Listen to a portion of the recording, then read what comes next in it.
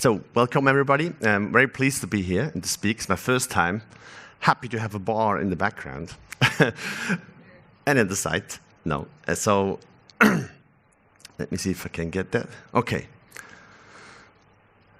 In the end of the presentation, I would like you to remember three things. So, one thing is that we have to act now. Second thing is that we can offer carbon-neutral silicon. And the third thing is, where Philippe is also going into it, is there's a possibility to reuse glass, as you do, and we will show that. So this is important.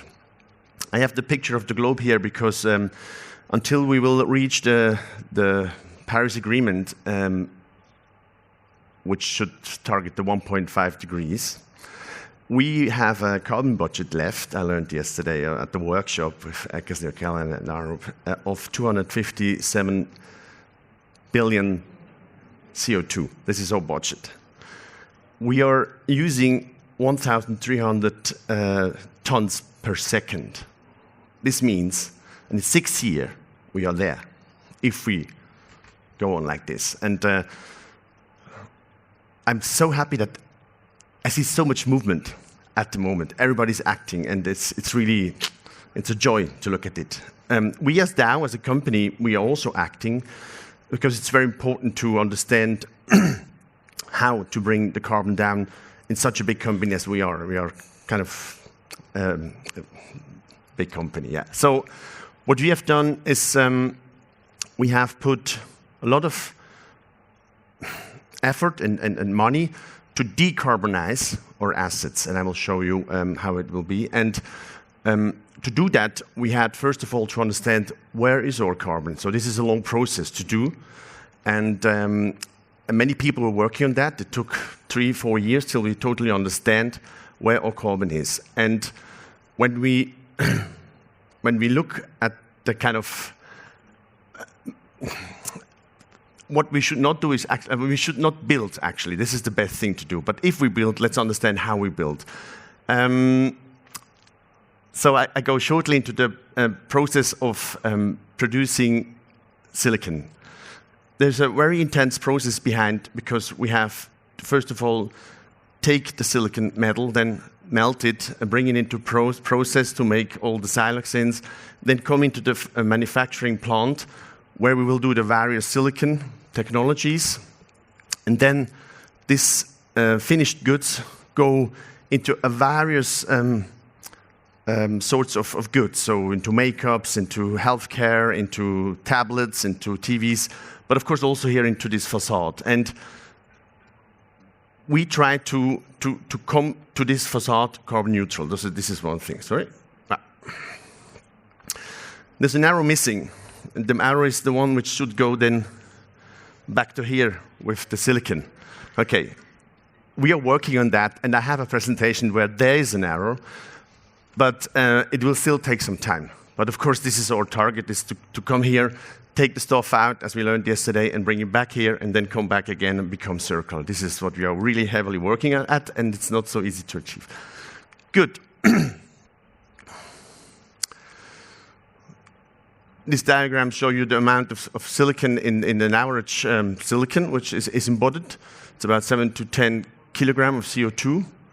And by decarbonizing our assets, we already reduced the amount of carbon in the silicon. Means the silicon you buy today, actually, without the offsetting with our insets, is already much lower in carbon than the average adhesives and silicons in the world, in the market.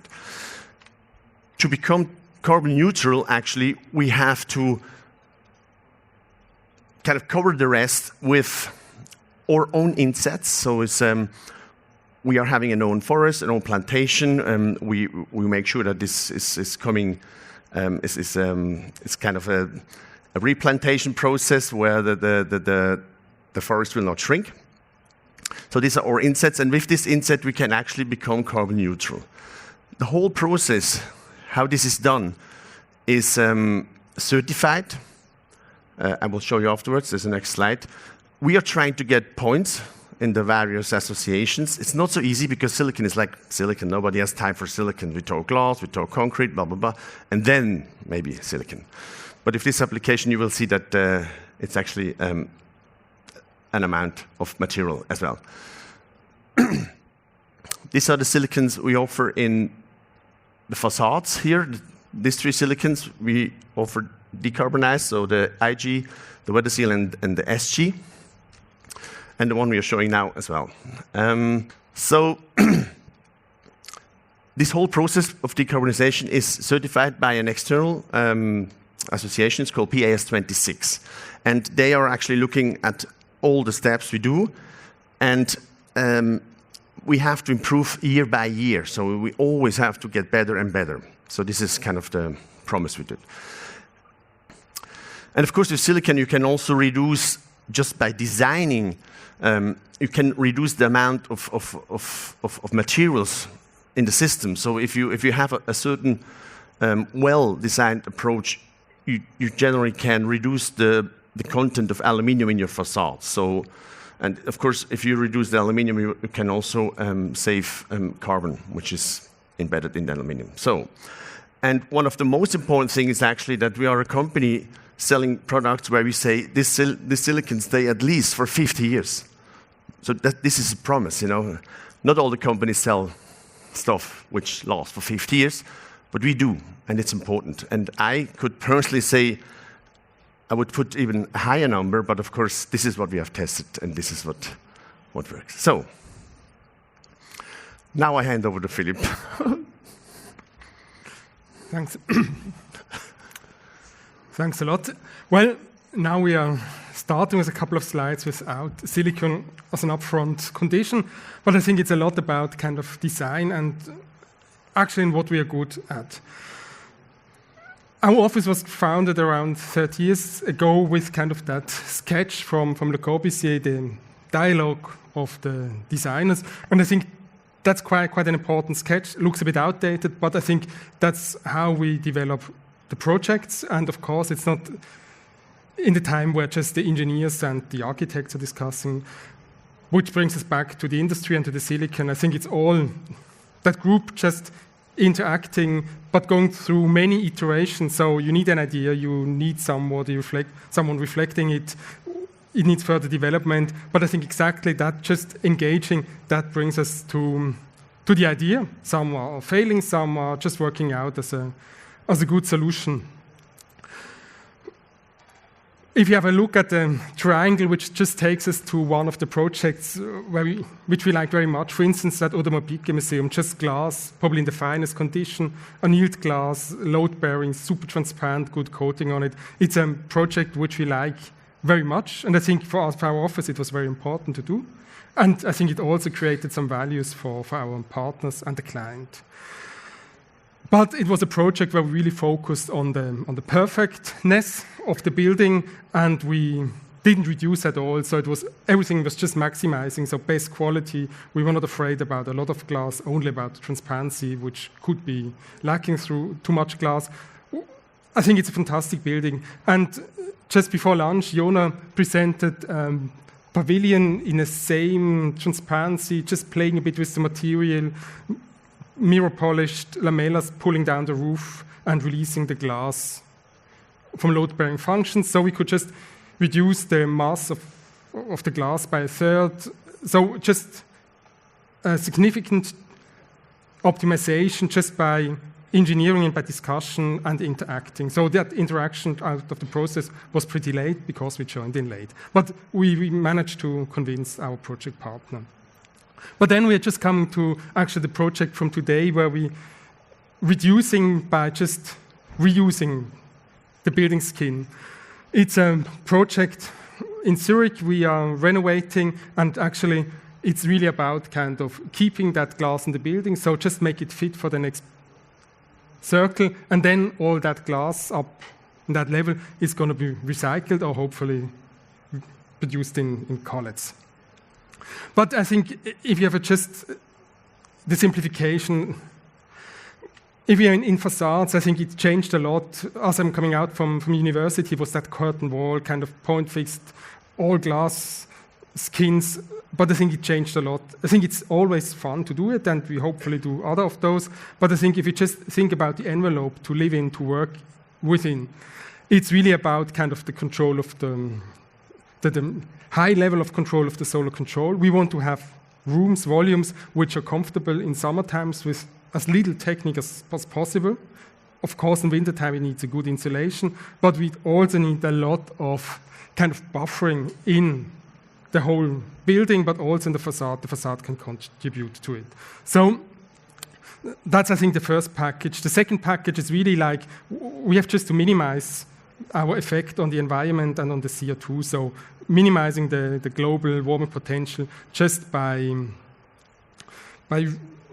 reducing the mass. So actually, I think that's why we have quite a good time as engineers or structure engineers. We are asked just to make things lighter again, being very careful with the material. And the other one is just kind of replacing material or reusing it and minimizing that way the carbon emission. And of course, the third one that goes more into comfort, it's kind of natural ventilation. In summer times, it's much easier to stand the heat if the air is just circulating from outside inside, so you feel that draft. That helps a lot of already. And then the daylight, I think that's often a bit overrated. I think we need the light where we work, so workplaces next to the window, but just to have uncontrolled solar intake for good daylight, that's definitely not the best solution. And that brings us actually to what's maybe a good facade in future, and I think it's really the balance between the opaque parts and the transparent part. And I think we often just talk about the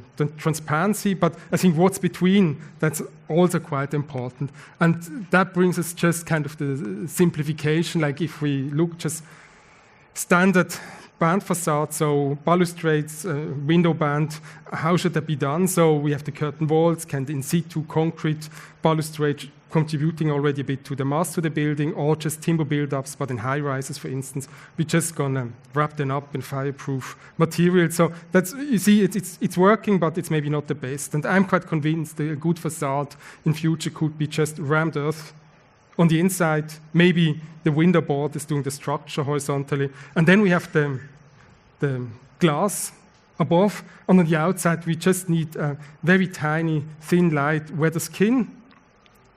So basically, on the inside, we have the mass. On the outside, that weather skin is just minimized to the essential. So jumping a bit over the topics, we are already good in recycling aluminum. If we are using that rammed earth, it's super simple. You just take it down and ram it again.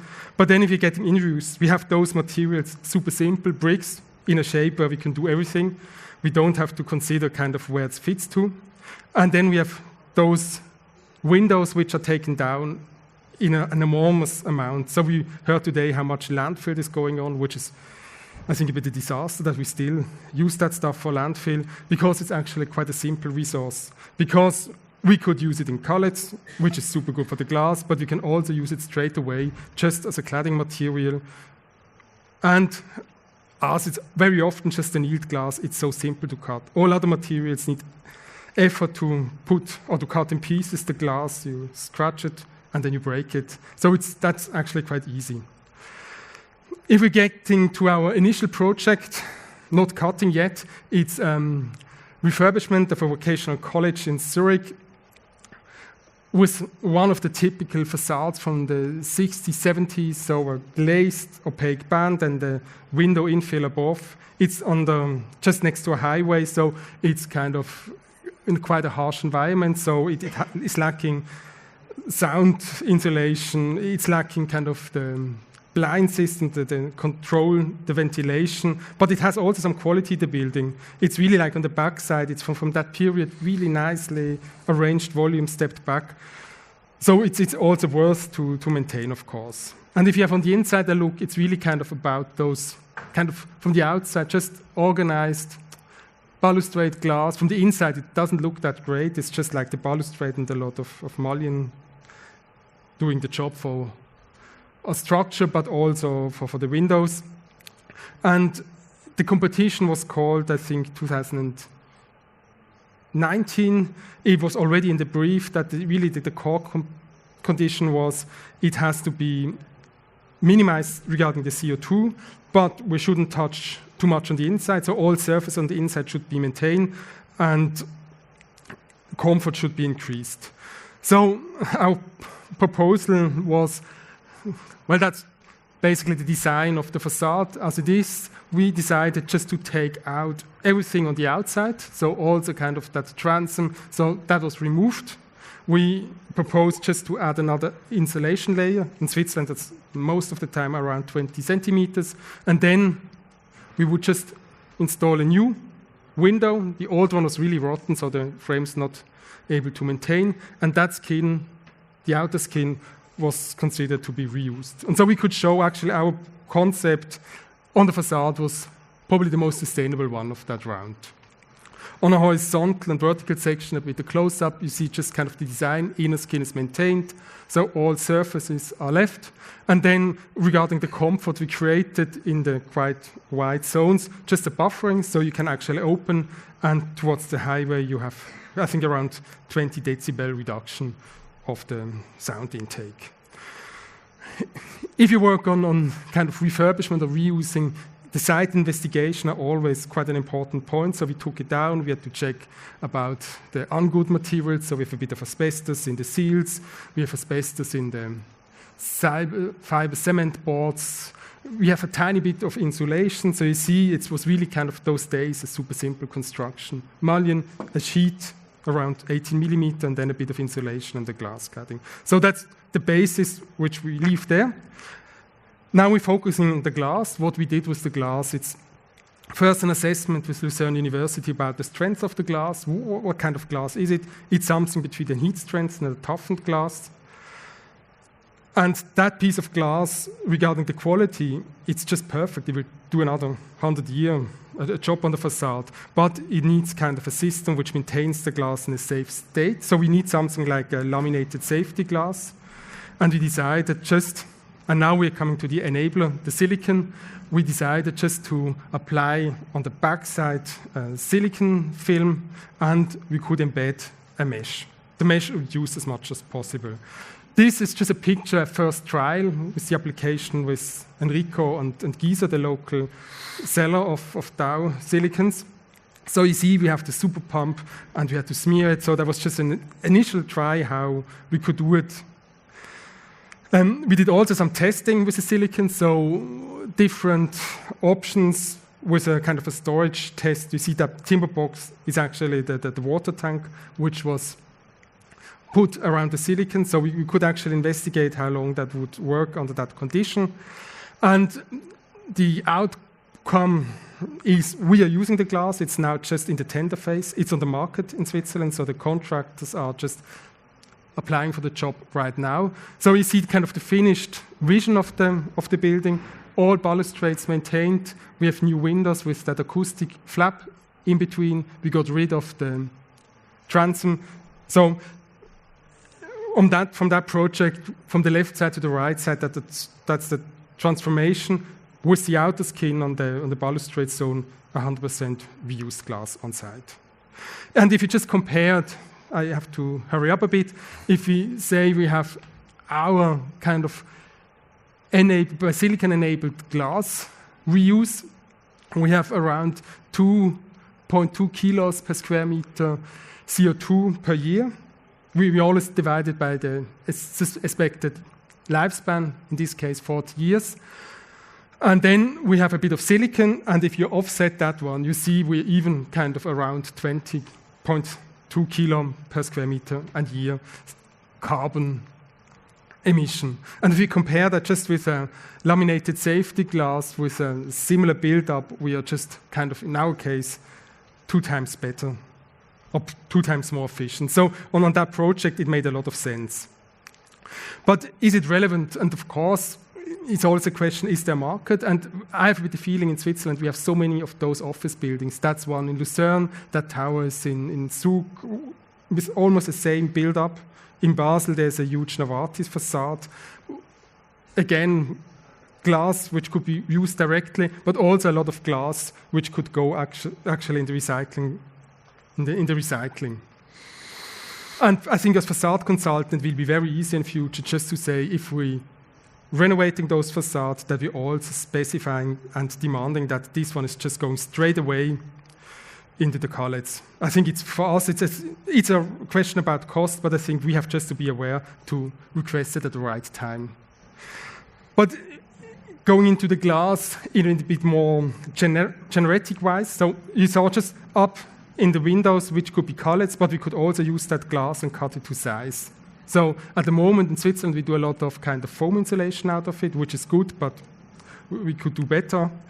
Our target with that window glass, it's really like to keep it in the circle, just spin it around. And we did, out of that project, we just had new ideas going further, and also being, for instance, we know the Apple campus, of course, as just a lighthouse project. It's really like a fantastic project, and we just thought that's a cool idea. We do it super simple, and we're taking old glass and apply the silicon.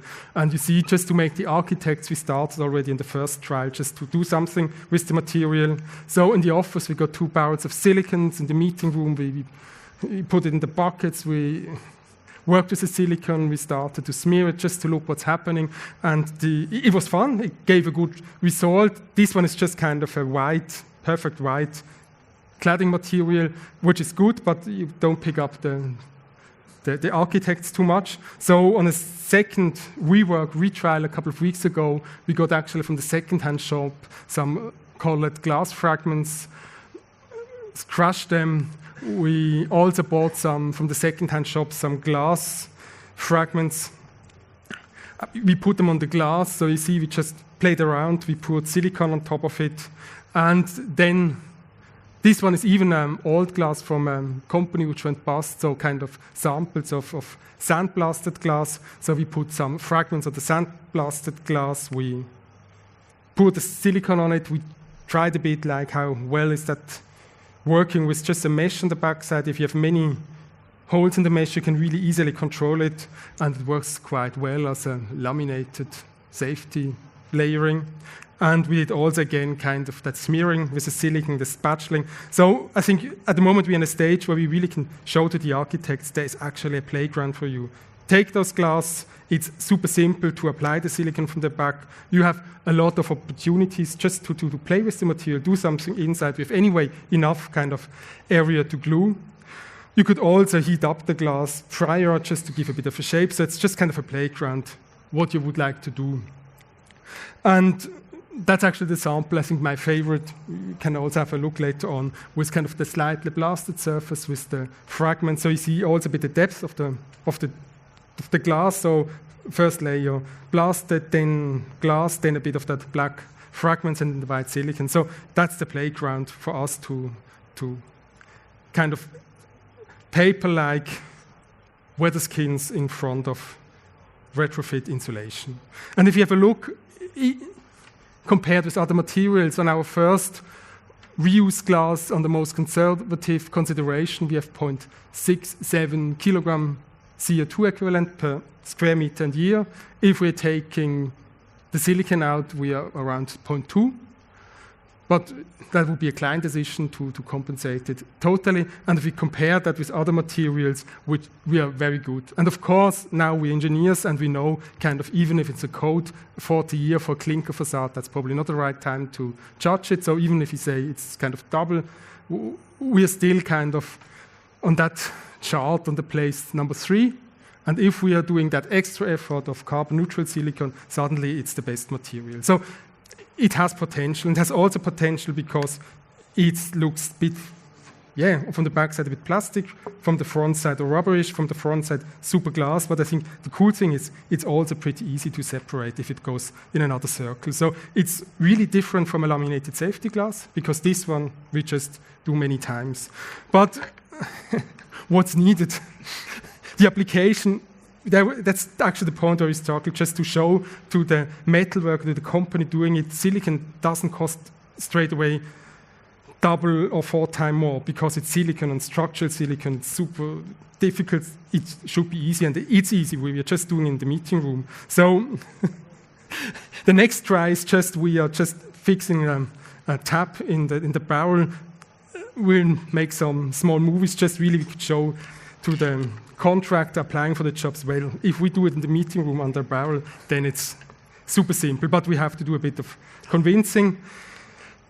Yes, the time is running. So I think it's the last slide. The point I want to make, I think we need a bit like that Ford T1 moment. So where cars went to the production line, it got super industrial but super efficient. I think we have also to show that reusing material, it's not only the, for instance, the council from the European Union in Brussels, just a fantastic created building. It's not like the building, the K118 in Winterthur, where it's just kind of charming, patina on a building. It's super nice projects, but reusing is also just something industrial where it's efficient, costly efficient, also cost-wise efficient, but also from handling efficient and a good way to save CO2 a lot. So, well, special thanks, of course, to Valerie guiding us through, but also Sigurd doing the testing for us and supporting it, Candid from Giza, organizing the silicon, helping us on the first samples, and then the glass from Saint-Gobain Glass Solutions, and of course Lucerne University. And then we are through with